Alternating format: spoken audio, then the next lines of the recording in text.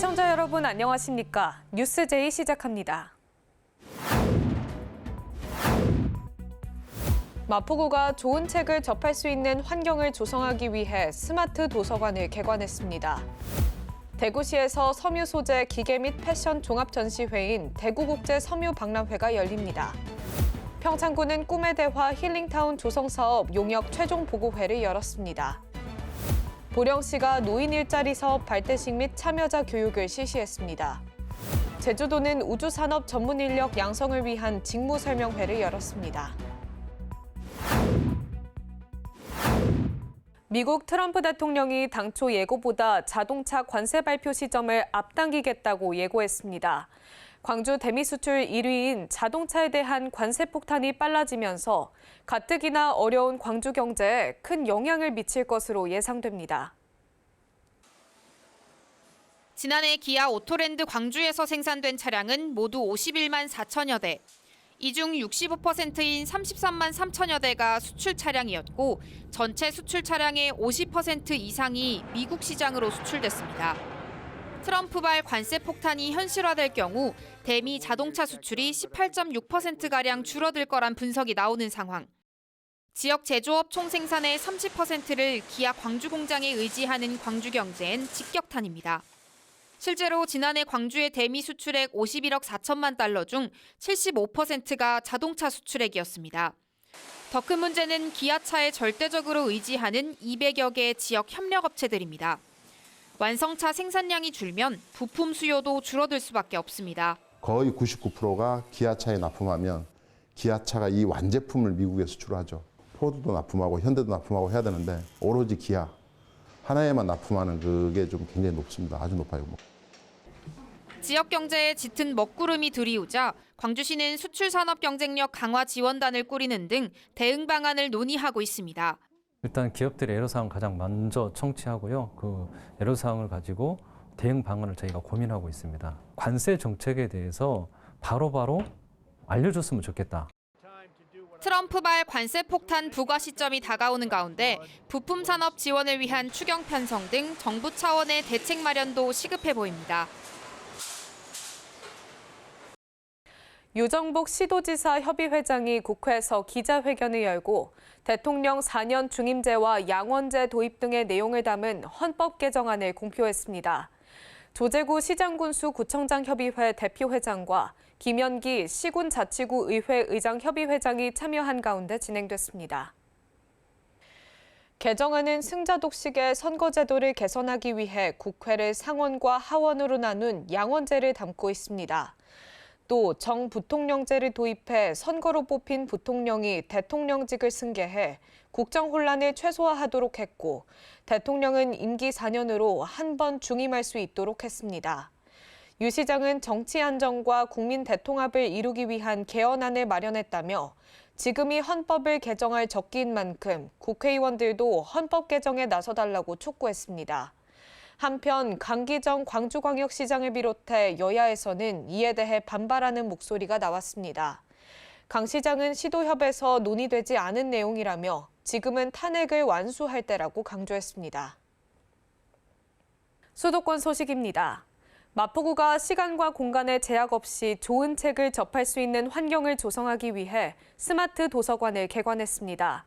스마트 도서관은 24시간 대출과 반납이 가능한 무인 도서관인데요. 자세한 소식 전해드립니다. 마포역 3번 출구 앞과 대흥 어린이공원에 스마트 도서관이 개관합니다. 스마트 도서관은 24시간 대출 및 반납이 가능한 무인 시스템으로 운영되며 24시간 연중 무휴입니다. 마포 구립도서관 회원카드를 인식한 후 기기 내 도서를 대출하고 반납할 수 있습니다. 24일에는 마포역 스마트 도서관 개관식, 27일에는 마포 대흥 스마트 도서관 개관식이 열릴 예정입니다. 기존의 합정역 2-6호선 환승역 안과 마포 청소년 문화의 집 입구에 각각 합정역 스마트 도서관과 마포 상암 스마트 도서관이 운영되고 있었으며 여기에 2개소가 추가 개관하는 것입니다. 이번 추가 개관을 계기로 더 많은 구민들이 시간과 공간에 제약 없이 좋은 책을 접할 수 있길 바랍니다. 장시간 믿고 맡길 수 있는 어린이집이 마땅하지 않아 어려움을 호소하는 양육자를 위해 마포구가 베이비시터 하우스 어린이집 1호점을 설치했습니다. 3월부터 본격적인 운영을 시작하는 가운데 현재 원화를 모집 중입니다. 마포구는 양육자가 믿고 맡길 수 있는 국공립 어린이집, 마포구 베이비시터하우스 어린이집 1호점을 설치하고 3월 운영을 시작합니다. 장시간 믿고 맡길 어린이집이 마땅하지 않아 양육에 어려움을 호소하고 있는 양육자의 애로사항을 해소하고자 마포형 특화 보육 서비스를 제공하는 베이비시터하우스 어린이집을 기존 국공립 어린이집에 지정했습니다. 베이비시터하우스 어린이집은 양육자의 이른 출근 시간, 늦은 퇴근 시간을 고려하여 언제든 마음 놓고 아이를 맡길 수 있도록 오전 7시부터 오후 10시까지 운영합니다. 희망자에 한하여 7시 등원 시 조식, 오후 4시 이후 석식을 제공하며 쾌적한 보육 환경을 위해 영유아 1명당 전용 면적 기준도 4.29제곱미터에서 7제곱미터로 높였습니다. 작년 10월에 신규 개원한 공덕 행복크로시티 어린이집을 베이비시터하우스 어린이집 1호점으로 지정하여 원화를 모집 중이니 많은 관심과 신청 바랍니다. 다음으로 광역시 소식입니다. 대구시에서 섬유 소재 기계 및 패션 종합전시회인 2025 대구국제 섬유 박람회가 열립니다. 올해로 23회를 맞이하는 PID는 원사부터 패션 완제품까지 전 스트림을 선보입니다. 이번 박람회에서는 지속가능 하이테크관을 통해 패션 3D 디지털화 서비스, AI 패션 화보 촬영 솔루션 등의 기술을 새로운 청사진으로 제시할 예정입니다. 트렌드 포럼관에서는 2026년 SS 트렌드를 기반으로 디자인, 기술 감성을 융합한 섬유 패션의 미래 비전을 미리 만나볼 수 있습니다. 또한 브랜드 리세일, 에코 인증 등 글로벌 섬유 패션 시장의 최신 이슈와 동향에 대한 정보를 접할 수 있는 다채로운 컨퍼런스와 세미나도 개최됩니다. 대전시가 코레일과 손잡고 철도 연계 관광 활성화에 나섭니다. 시는 철도를 활용한 관광객 유치 확대 및 지역경제 활성화에 박차를 가할 예정입니다. 협약의 주요 내용은 철도 상품 개발 및 운영 지원, 관광객 유치 증대 협력 사업, 관광산업 활성화와 지역경제 발전을 위한 상호 협력 등입니다. 이번 협약을 통해 대전시는 관광객 유치를 대폭 확대한다는 계획이며 보다 많은 여행객이 꿀잼 도시 대전의 매력을 경험할 수 있도록 할 방침입니다. 이장호 대전시장은 협력을 통해 대전만의 매력을 전국에 알리고 다시 찾고 싶은 도시로 자리매김할 수 있도록 최선을 다하겠다고 말했습니다. 대전시립 중고등학교에서 다시 배움의 길을 걷기 위한 입학생들이 첫 발을 내디뎠습니다. 2020년에 개교한 이 학교는 학습 기회를 놓친 성인학습자와 청소년의 학력 취득을 지원하는 공공형 학력 인정 학교입니다. 입학생들의 평균 연령이 60대인 시립 중고등학교의 입학식은 학부모 대신 자녀들이 부모님의 평생 꿈이었던 중고등학교 입학을 축하하는 특별한 장면을 연출했습니다. 대전시와 시교육청은 올해 학사 규모를 기존 고등학교 4개 반에서 7개 반으로 확대하고 학급당 학생 수도 5명씩 증원하며 보다 원활한 학업 환경을 조성했습니다. 입학생들은 중학교 2년, 고등학교 2년 과정을 이수하게 되며 학력 취득을 넘어 학우들과 함께 배우고 성장하며 주체적인 삶을 살아갈 힘을 얻게 될 것으로 기대됩니다. 강원도 소식입니다. 횡성군에서 365 체험관이 준공식을 갖고 본격 운영에 들어갔습니다. 체험관은 아이부터 어르신까지 누구나 자유롭게 배우고 성장할 수 있는 공간입니다. 365 체험관은 2020년 생활 SOC 복합화 지원 사업으로 추진돼 지하 1층, 지상 6층 규모로 조성됐습니다. 건물 1, 4, 5층은 평생학습관으로 주민 창작 활동과 여가 문화 향유를 위한 배움 공간으로 활용되며 2층과 3층은 가족센터로 상담, 교육, 돌봄 등 포괄적 서비스가 제공됩니다.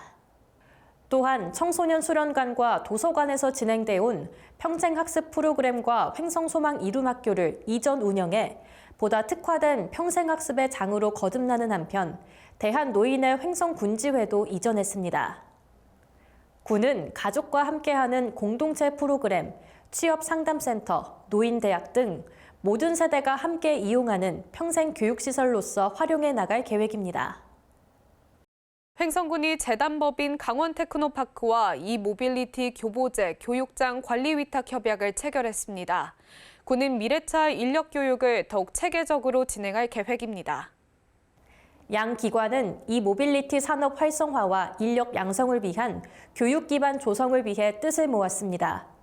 이번 협약을 통해 지방주도형 투자 일자리 수요 맞춤형 지원 사업으로 구축한 이 모빌리티 교보제 21종과 교육장 4곳을 강원 테크노파크가 관리 운영하게 돼 미래차 인력 교육이 더욱 체계적으로 이뤄질 전망입니다. 또한 자동차관리법 시행규칙 개정에 따라 정비기술인력 전문 교육기관 지정을 위한 노력도 강화해 나갈 계획입니다. 평창군은 꿈의 대화 힐링타운 조성사업 용역 최종 보고회를 열었습니다. 보고회를 통해 사업의 추진 방향을 논의했습니다.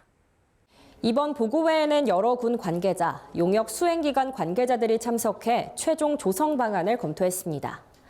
보고회에서는 사계절 썰매장, 스마트팜, 반려동물 놀이터 등 복합 휴양형과 대중골프장 등 체육시설형 2가지 조성 방안이 제시됐으며 각각 250억 원과 324억 원이 투입될 예정으로 지역경제 활성화에 기여할 것으로 기대됩니다.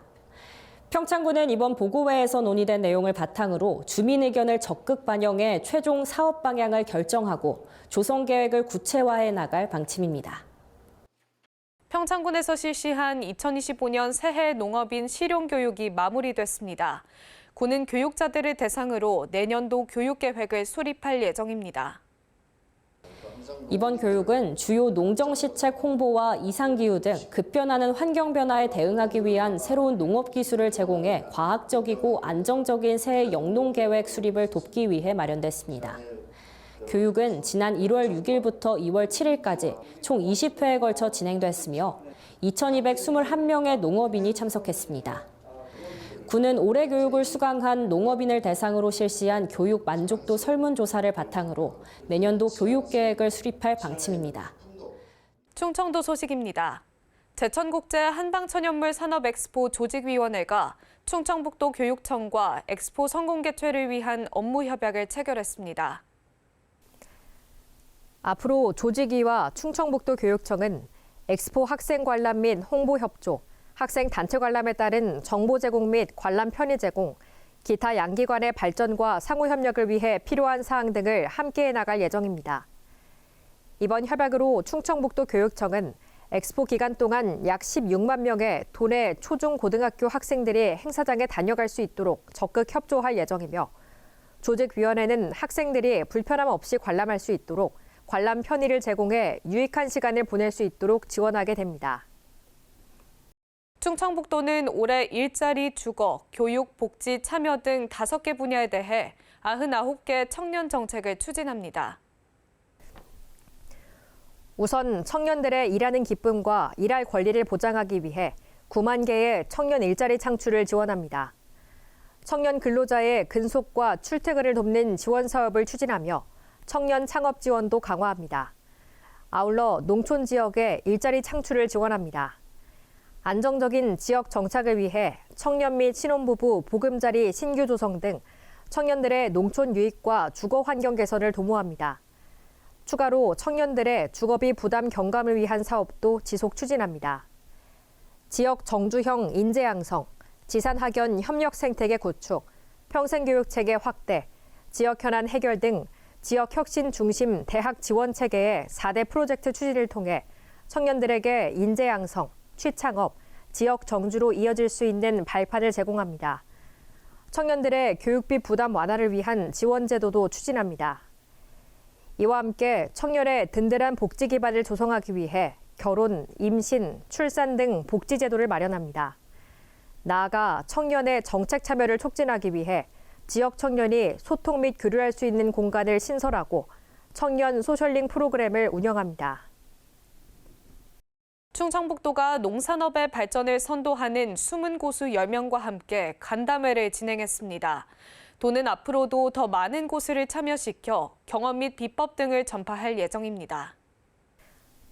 두 번째로 열린 이번 간담회에서는 소득이 보장되는 농촌 만들기와 청년 농업인 육성 방안 등에 대해 논의했습니다. 도는 지난해 8월 시군에서 연소득이 1억 원 이상이면서 독자적인 영농 기술을 보유하고 지역사회에서 인정받는 농업인 82명을 추천받았습니다.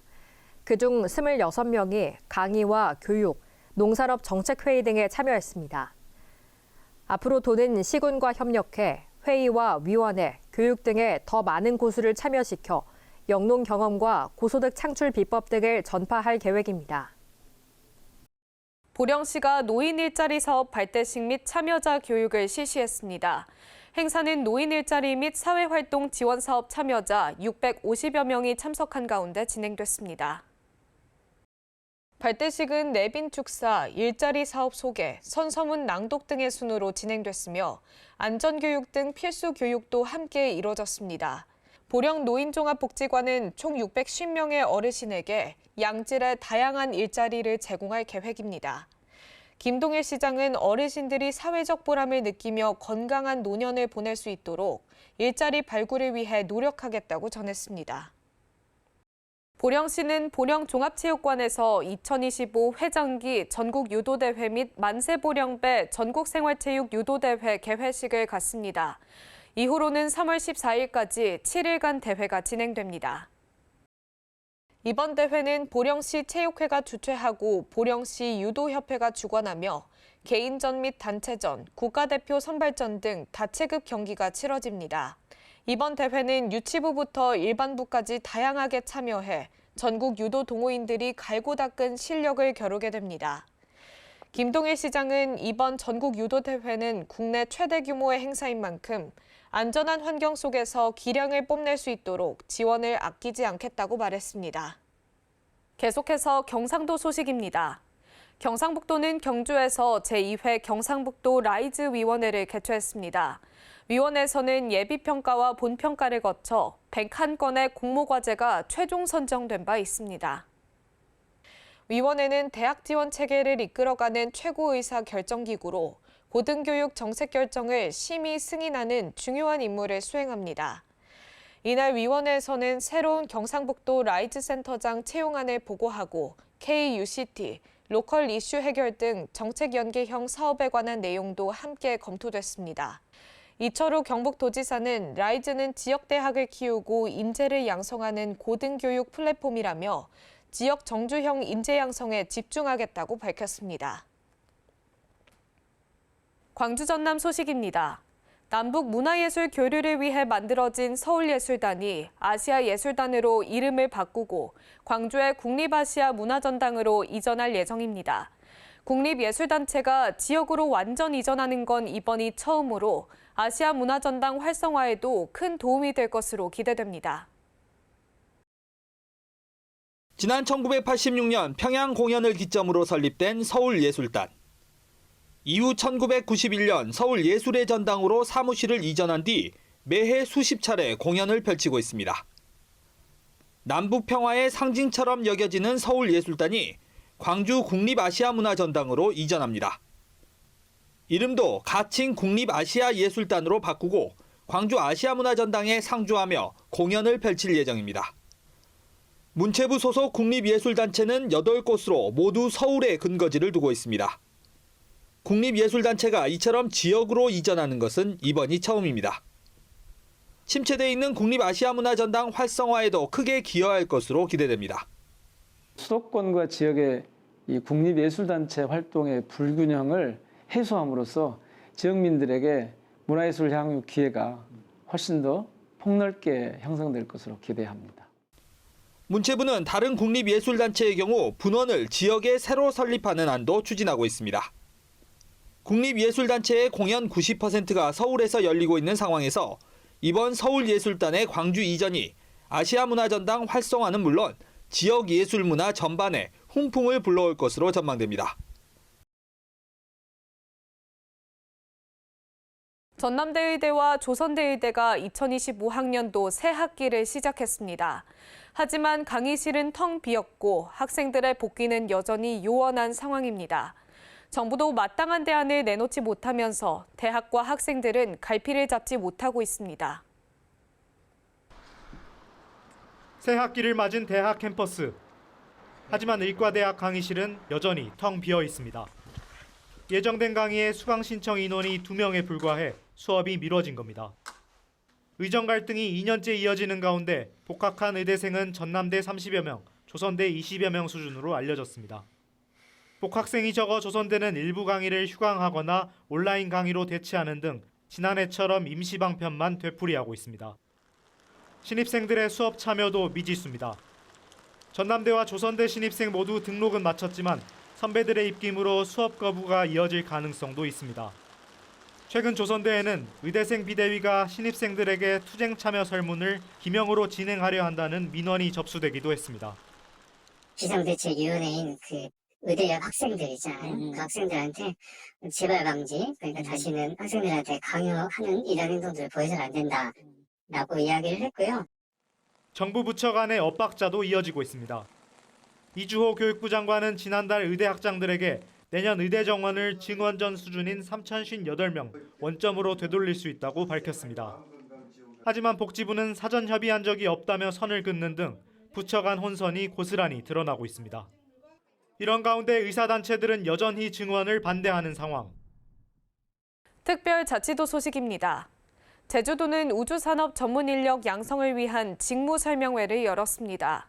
제주특별자치도가 제주대학교, 한화시스템과 함께 대한민국 우주산업을 선도할 지역인재 양성에 박차를 가하고 있습니다. 이번 설명회는 기업들의 상반기 공개 채용을 앞두고 우주산업 기업 취업 정보를 제공하기 위해 마련됐습니다. 설명회는 취업에 필요한 역량과 자격 요건 등이 설명됐으며 멘토링 프로그램을 통해 취업 준비 노하우를 공유하며 재학생들과 소통하는 시간을 가졌습니다. 오영훈 지사는 지난해 제주 출신 인재 80여 명이 우주 관련 기업과 기관에 취업했다며 미래 산업을 이끌어갈 수 있도록 전폭적으로 지원하겠다고 덧붙였습니다.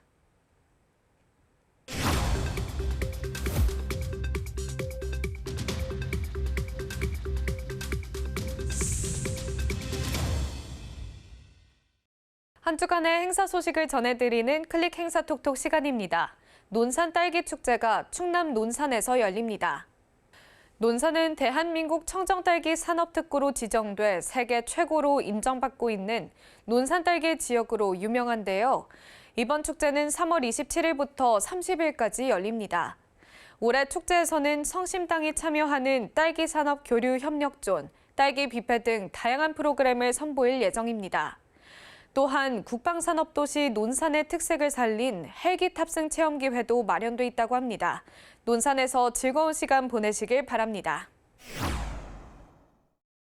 세종시가 국립한글박물관과의 협력을 통해 한글 놀이터 세종관을 조성합니다.